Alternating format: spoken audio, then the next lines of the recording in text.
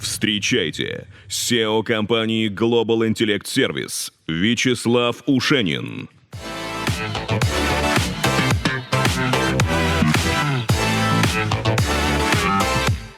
Добрый день, здравствуйте. Добрый день, уважаемые дамы и господа, уважаемые клиенты, партнеры, гости нашего мероприятия. Я рад вас приветствовать. Все, что происходило сейчас до меня, это были итоги 2019 года. Мы послушали про наши результаты, мы послушали кейсы наших клиентов. И с каждым годом у нас все ярче и ярче кейсы и выступления наших клиентов. Давайте, кстати, поаплодируем еще раз нашим клиентам за этот эффективный 2019 год. И это очень, кстати, волнительно здесь выступать для многих клиентов наших, это вообще впервые. Вот. Ну и мы с вами будем двигаться дальше. Из 2019 года мы двигаемся в 2020. И все, что сейчас будет дальше происходить, это про наши планы, про стратегию развития. И сегодняшнее мероприятие, оно стоит, скажем так, особняком. Почему? Потому что мы сегодня представим вам 3 киллер-фичи. Мы вам покажем 2 обновления в продукте и 1 инфраструктурное обновление, которое упростит жизнь нашим клиентам и жизнь нашим пользователям. И если вы помните, год назад мы сделали ребрендинг продукта, мы сделали ренейминг. Мы сказали, что на сегодняшний день UDS — это не просто система лояльности. Если раньше мы вышли с тем, что наш флагман — это система лояльности, то постепенно развивая продукт, исходя из вашего фидбэка, мы пришли к выводу, что сегодня UDS — это платформа, на которой есть очень много цифровых решений для предпринимателей. На сегодняшний день, Айрат уже говорил, у нас уже 31 инструмент. Это полноценная диджитал-платформа. То есть United Digital Solution — это цифровые решения для бизнеса. И сегодня, почему очень важное мероприятие для нас, потому что мы вам покажем 2 продукта новых, которые, скорее всего, станут флагманами. Это уже не лояльность. Это уже будут другие продукты, которые будут флагманы на этой платформе. Возможно, что после этого мероприятия ваши клиенты будут выбирать UDS не только потому, что там лояльность, а именно потому, что там есть вот эти 2 инструмента, о которых мы с вами поговорим чуть позже. Но я по традиции начну, так как у нас год начинается, и тема актуальная про тренды. И моя сегодняшняя тема — это тренды 2020 года. Когда мы к этой теме готовились, мы пришли к выводу, что сегодня нет такой, скажем так, технологии, которую можно было бы выделить какой-то отдельный тренд или в отдельную самостоятельную какую-то сильную фичу, которая являлась бы трендом. Вот. Но тем не менее есть тренды, которые из 2019 года переходят плавно в 2020 год, и есть тренды, которые увеличивают свою эффективность, свою актуальность, а есть тренды, которые теряют свою эффективность и теряют свою актуальность. И давайте мы об этом поговорим. Начнем с трендов, которые теряют свою актуальность и теряют свою эффективность. И это то, что, возможно, продолжает работать, но будет работать все хуже и хуже. Первый тренд — это манипуляции в продажах. Я не скажу еще раз, что это не работает, но со временем это, с каждым днем это теряет актуальность. Почему? Потому что манипуляция — это, если, например, 20 лет назад никто еще не знал слова, аббревиатуру NLP, это была информация закрытая, ее знали только посвященные, и, значит, никто об этом особо не говорил, то сейчас, на данный момент, уже все знают, что такое техники NLP, все уже прошли тренинги по продажам, тренинги, вот эти самые тренинги NLP, курсы по продажам, в компаниях тренинги по продажам и так далее. И сегодня, в принципе, то есть представляете, когда вы приходите в общество, в котором все эти правила игры понимают, и вы эти правила игры используете, пытаетесь сделать какую-то продажу, это зачастую вызывает либо улыбку, либо на сегодняшний день это уже правило дурного тона. Вот откровенно манипулировать в продажах. Например, я не скажу, что это не работает, но вот уже не верится то, что действительно цена была такая, и вот такая вот очень сильная скидка. Да? Затем, тоже очень хороший пример. Я лично забронировал, когда делал скриншот, я лично забронировал на этом сайте номер, потому что он последний, перезагрузил страницу, и как вы думаете? Они откуда-то нашли там еще один последний номер. Вот. И ну, мы тоже, то есть это все, мы это понимаем, как это работает, это все вызывает улыбку. Вот. А у думающих людей это уже начинает вызывать отторжение. Или, например, осталось всего 2 места, я ну, как бы не поверю, что придет третий, четвертый человек с деньгами, и они этого клиента не возьмут. То есть вот такие вот вещи, которые в лучшем случае вызывают улыбку, а иногда вызывают отторжение. Идем дальше. Продажи жестко по скрипту. Сегодня, ну, во-первых, уже начинают очень сильно подбешивать тогда, когда вам звонят и начинают что-то навязывать. Да? И когда вот этот звонок происходит менеджера по продажам, неважно чего, идет разговор жестко по скрипту. Да? И мы все это прекрасно понимаем, что сейчас там идет скрипт, и мы все тоже прекрасно понимаем, что в разговоре всегда ведущий тот, кто задает вопросы. Вот. Поэтому в следующий раз, когда вам позвонят, какой-то менеджер по продажам, попробуйте позадавать самому вопросы, потому что скрипт сразу летит, то есть сразу же разговор, да, разговор не клеится, в общем. Еще вам лайфхак. Это просто облегчило очень, то есть ну, улучшило мою жизнь очень сильно. Это приложение «Кто звонит». Вы можете зайти в App Store или Play Market, набрать «Кто звонит», и там появится много приложений. Суть этих приложений в том, что они коллекционирует базу спам-номеров, спамеров, и каждый раз, когда есть у вас стоит это приложение, если к вам проходит такой звонок, то есть приходит звонок, приложение показывает, что вот этот номер, он, значит, в базе спам-номеров. И таким образом я отсек порядка 70-80% входящих звонков. Просто представьте. Вот такой лайфхак. То есть это те вещи, которые, ну понимаете, да, уже созданы приложения, которые блокируют эти вещи. Вот, поэтому это тот тренд, который вот по нисходящей. Идем дальше. Тоже тренд, который теряет свою эффективность, это холодная лидогенерация. То есть тогда, когда мы вкладываем много денег, большой рекламный бюджет в рекламу, то есть тогда, когда мы пытаемся рассказать о себе незнакомым людям. И то есть это уже ну, работает с каждым днем, это работает все хуже и хуже по ряду причин, начиная от того, что там поколения меняются, Y, потом вот следующее поколение Z, совсем другими ценностями, другими поведенческими моделями, заканчивая там баннерной слепотой. И значит, сегодня как бы, ну, сегодня стоимость увеличивается, да, за клиента. То есть вот эти вот графики, они говорят о том, что, представьте, вот вы ежемесячно вкладываете в рекламу деньги, у вас есть рекламный бюджет, в холодную рекламу, просто будьте готовы к тому, что с каждым днем с одной и той же суммы, с одного и того же рекламного бюджета к вам будет приходить все меньше и меньше людей. И самое важное, качество этих людей будет снижаться, качество покупателей. Ну и давайте перейдем к трендам, которые набирают свою актуальность и становятся все более и более эффективными. Искренность и честность в продажах.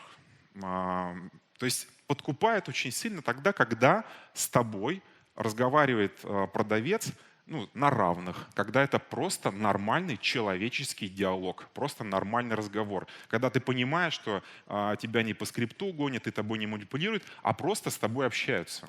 И сегодня тренд, мы тоже это замечаем, что много компаний, которые вместо того, чтобы проводить обучение ну, там, по скриптам, менеджер по продажам, они их обучают эмоциональному интеллекту, ну или эмпатии. То есть эмоциональный интеллект — это сумма навыков, которые вам позволяют отслеживать мотивацию клиента, намерения клиента, вообще эмоции клиента, управлять этими эмоциями, ну и в том числе управлять своими эмоциями. И это вот то, чему нужно сегодня учить, наверное, современных менеджеров по продажам, потому что ну, меняются люди и очень подкупает тогда, когда с тобой общаются просто по-человечески. Идем дальше. Лояльность привлечения, можно заниматься и тем другим, вопрос фокуса, то есть на чем вы фокусируетесь. Привлечение — это тогда, когда вы вкладываете большие деньги в рекламные бюджеты, когда вы пытаетесь рассказать о себе тем людям, которые вас не знают. А лояльность — это тогда, когда мы работаем с той базой, которая у нас есть, тогда, когда мы работаем с постоянными клиентами. И это приводит к тому, что, во-первых, они делают повторные покупки, а повторные покупки нам стоят 0 денег. Повторные покупки — это 0 денег. И если мы правильно работаем с клиентской базой, мы выстраиваем лояльные отношения, мы управляем клиентским опытом, то эта база клиентская, постоянные клиенты приводят нам, делают рекомендации, привозят нам своих друзей и знакомых. А это, опять же, новые клиенты, которые опять стоят нам 0 денег. И это все похоже на задачку школьной программы по физике, да, когда есть бассейн, с одной трубы затекает, с другой трубы утекает. И получается, что если мы занимаемся только лишь привлечением, тратим на это очень много денег и не перекрываем нижний канал, то есть нижнюю трубу, да, в данном случае, то бизнес просто превращается в постоянное вложение денег. Если перекрывать нижнюю трубу, то есть следить за оттоком и ввести в своем бизнесе ключевым показателем сделать постоянные клиенты, то через некоторое время можно прекратить наливать. То есть можно, в принципе, уже не заниматься привлечением, потому что те клиенты, которые есть, они повторно покупают и приводят еще новых клиентов. Это тоже один из трендов. Идем дальше. Вот здесь уже внимание, потому что это тренд, который на сегодняшний день, то есть он на сегодняшний день настолько важен, вот просто я сейчас буду объяснять, рассказывать, вы просто попробуйте осознать, насколько это важно на сегодняшний день, важный тренд и насколько важно сегодня этому тренду соответствовать. Онлайн-ритейл. Мы прекрасно все понимаем, что все уходит в интернет, и все платежи уходят в интернет, но есть еще клиенты, которые, предприниматели, которые это, может быть, понимают, но не осознают. Рост числа онлайн-покупателей. Мы видим, что за 5 лет в 2 раза выросло число онлайн-покупателей, то есть те люди, которые пользуются, то есть оплачивают все в интернете, покупки в интернете. Причем надо еще понимать, что есть понятие косвенного онлайн-покупателя. Например, когда вы покупаете билет на самолет своим родителям или бабушке, дедушке, они являются косвенным, но онлайн-покупателям, потому что они не идут офлайн, не идут в авиакассу, не стоят там в очереди, не покупают там билет. То есть они являются косвенным, но онлайн-покупателем. И мы видим, что этот тренд сегодня очень активно развивается. Почему? Потому что, вот смотрите, было 100% покупателей. И раньше это было 100% офлайн покупателей. И вот сейчас происходит такой момент, что покупатели конвертируются из офлайна в онлайн. То есть онлайн становится больше, а покупатель офлайн через некоторое время этого покупателя занесут в Красную книгу. Его не будет через некоторое время. И мы видим, что на рынке что происходит. Мы видим, что самые крупные офлайн магазины, они либо теряют сейчас, например, 2018 год, Ашан отчитался о падении выручки на 8%. Для такой крупной компании это очень существенное снижение выручки, я имею в виду российский рынок. Компания Metro Cash & Carry, они вообще планируют уходить, я не знаю, приняли решение или еще принимают, но решение об уходе с российского рынка, потому что они офлайн. И мы видим на фоне этого, у нас есть игроки, которые онлайн-магазины. Озон. Вот просто посмотрите цифры. Это просто дикие цифры на сегодняшний день. 2018 73% они выросли, до 42,5 миллиарда оборот. Это онлайн-магазин. В третьем квартале 2019 года они приросли 97%. Идем дальше. Лидер вообще на сегодняшнем рынке Wildberries. 74% в 2018 году и с 1 по 3 квартал 2019 года плюс 84. То есть 74 – это очень много при обороте почти 100 миллиардов рублей в год. И в 2019 году они растут уже 84%. То есть это все говорит о том, что офлайн покупатель вымирает, то есть не вымирает, а конвертируется в онлайн покупателя. Черная пятница в этом году, 3 дня, 22,3 миллиарда рублей потратили россияне в онлайн-магазинах. И это на треть больше, чем в прошлом году. То есть для онлайн-бизнеса не важно вообще, какая ситуация в экономике, что происходит. Просто, то есть эта сфера очень активно развивается, очень активно растет. Конвертация офлайн-покупателя в онлайн-покупателя. Какой здесь можно сделать вывод во всей этой истории? Еще раз, вывод в том, что если вы работаете только офлайн, если ваш бизнес продает только офлайн, просто имейте в виду, что через некоторое время вашего покупателя внесут в Красную книгу. Вашего покупателя не будет уже. Все. То есть все переходим мы в онлайн. И вот я даже сравниваю по своей семье. Мы буквально 2 года назад, у нас была практика. Мы брали, значит, выходные, выезжали в торговый центр, брали большую тележку, ездили, покупали там продукты, заходили в какие-то магазины, покупали себе какие-то бытовые вещи, покупали там одежду, ну и так далее. То есть у нас был опыт буквально 2 года назад, это опыт хождения по магазинам оффлайн. Сегодня мы этого не делаем. То есть сегодня мы практически все товары покупаем на Озоне. То есть это очень удобно. Во-первых, все в одно место, ты заказал, на следующий день уже ты можешь забрать или тебе домой привезут. Это первое. Второе, это дешевле намного. Мы сегодня делаем доставку продуктов, мы не ходим за продуктами в магазин. Мы сегодня делаем доставку еды домой, то есть мы не ходим, то есть, вот эта культура хождения там куда-то поесть, она тоже уходит. Вот я даже, когда готовился к выступлению, я начал анализировать, какие еще вещи там. Тот же самый домашний кинотеатр. У нас хороший домашний кинотеатр, и сегодня комфортнее реально смотреть кино дома, чем там идти в кинотеатр. То есть смысл в том, что мы конвертировались из офлайн в онлайн покупателя. Еще раз, если у вас ваш бизнес работает только офлайн, имейте в виду, что ваши продажи будут постоянно сокращаться. И это говорит о том, что надо сегодня быть представленным в интернете. Но что значит быть представленным в интернете? Это недостаточно просто иметь лендинг, недостаточно просто иметь аккаунты в соцсетях и так далее. Это полный цикл взаимодействия с клиентом посредством интернета. То есть мы с ним знакомимся в интернете через профиль компании, через лендинг или через мобильное приложение. Каким-то образом мы показываем свой профиль.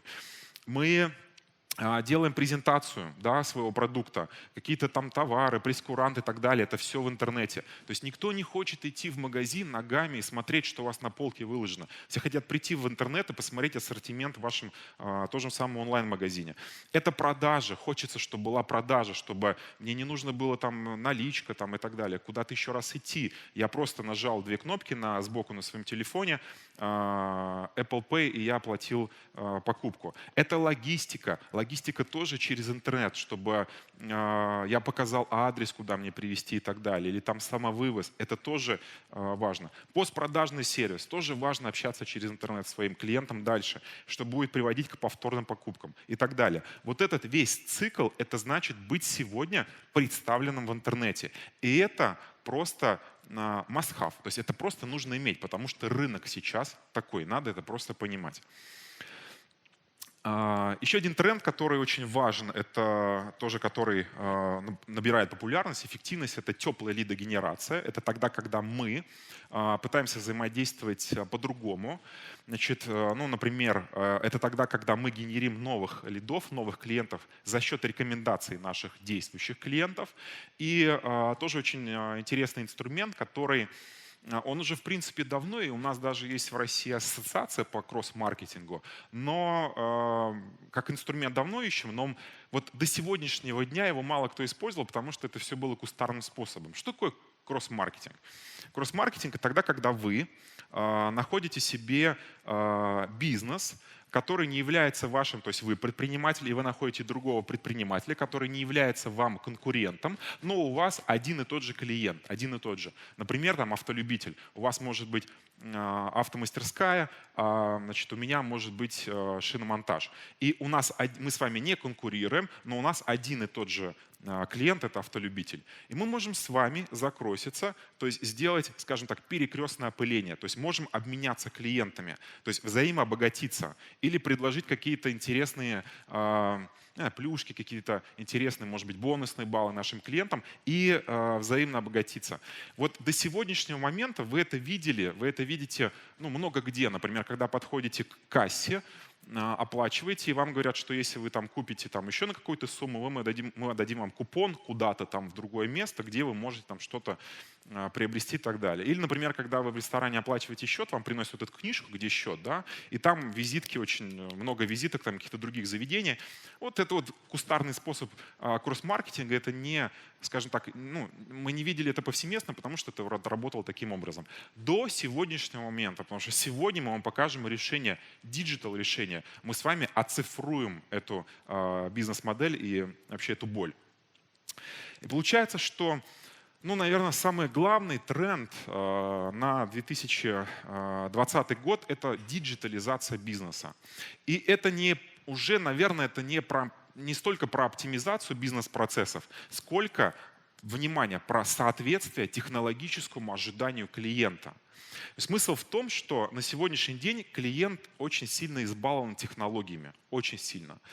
И у каждого клиента есть определенное, то есть у нас, у всех есть определенное технологическое ожидание. Например, мы не представляем себе, как можно заказывать такси через звонок оператору. Да? Мы не представляем себе, как можно сделать, чтобы пиццу заказать, надо еще куда-то звонить и так далее. Мы сегодня не платим штрафы, не стоим там в очереди на почте. За квартиру не платим мы, не стоим в очереди за почту. То есть смысл в том, что у нас, у всех есть определенный уровень технологического ожидания.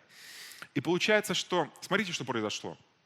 Крупные игроки на рынке сегодня, компании, у которых есть большие ресурсы, я говорю про большие бюджеты, они создают себе диджитал-платформы, они создают себе цифровые платформы, за счет которых они избаловали очень сильно клиента. То есть у крупных игроков на это есть деньги. А что делать малому бизнесу? Что делать микропредприятиям? Микропредприятиям, там, это до 15 человек. Что им делать? То есть на сегодняшний день не у каждого предпринимателя есть там, 1 000 000 рублей на то, чтобы создать свой собственный онлайн-магазин. У него нет 1 000 000 рублей для того, чтобы создать свое собственное мобильное приложение. Ну и так далее. И вот сегодня очень важный тренд – это диджитал-платформы. Диджитал-платформы с доступным порогом входа. То есть это там, где предприниматель может прийти на эту платформу и оцифровать свои бизнес-процессы в своем бизнесе. И важно, чтобы эта диджитал-платформа была с доступным порогом входа, чтобы даже микропредприятие, даже самый маленький предприниматель, который только-только начинает свой бизнес, мог прийти и получить все диджитал-платформы и быть конкурентоспособным, то есть соответствовать технологическому ожиданию, которое есть у сегодняшнего клиента.